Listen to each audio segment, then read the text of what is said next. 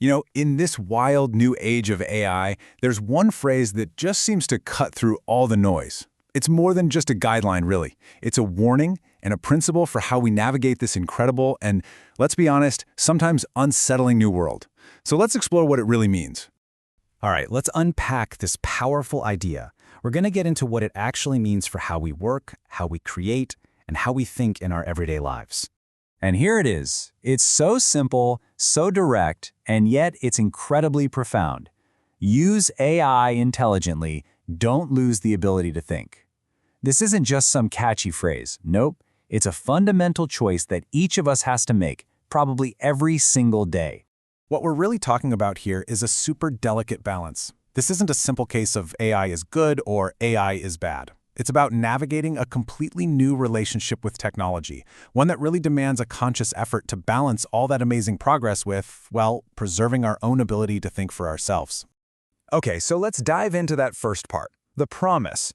What does using AI intelligently actually look like? Because it's about so much more than just typing a prompt into a chat box.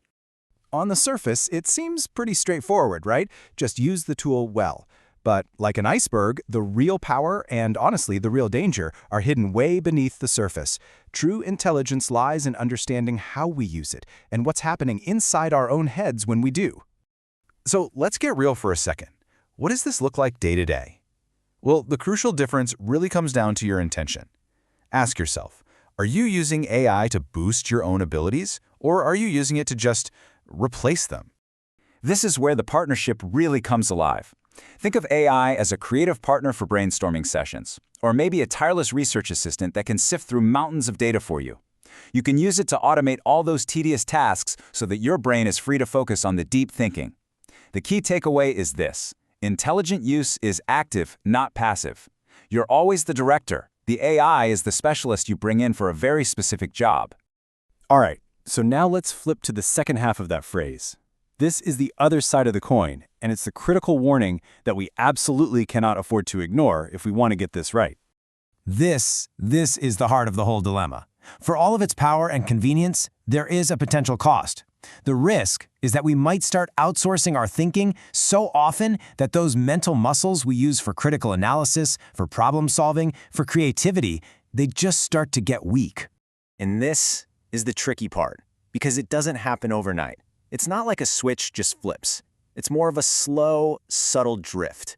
So how in the world can we spot the signs of this cognitive dependency before it really becomes a problem? Okay, these are the red flags we all need to be watching for. Are you starting to just accept the first answer the AI gives you without even questioning it?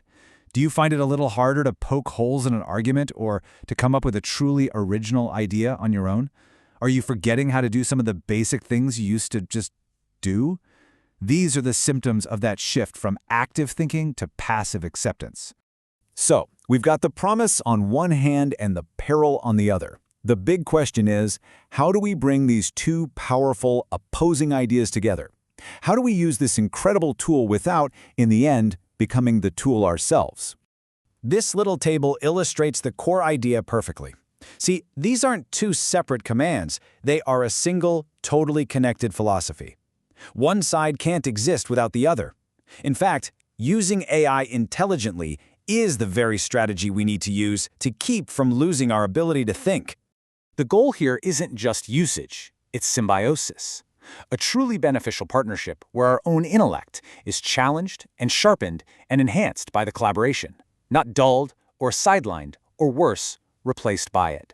So how do we make this practical? Here's a simple 4-step framework. First, always know your goal before you even turn to the AI. Second, never ever just copy and paste. Critique, question, and refine everything it gives you. Third, and this one is so crucial, deliberately make time to practice your core skills like writing or problem solving without AI, just to keep those mental muscles sharp.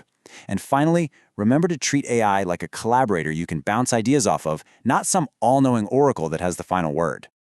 And just like that, we come full circle, right back to where we started. But hopefully, this simple phrase now carries a bit more weight, a bit more urgency, and a whole lot more clarity. This is our map for the road ahead. Ultimately, this isn't about some universal rule. It's about a personal commitment. It's about you consciously deciding where technology serves you and where you need to serve your own mind. So the final question isn't for me. It's for you. Where will you draw the line?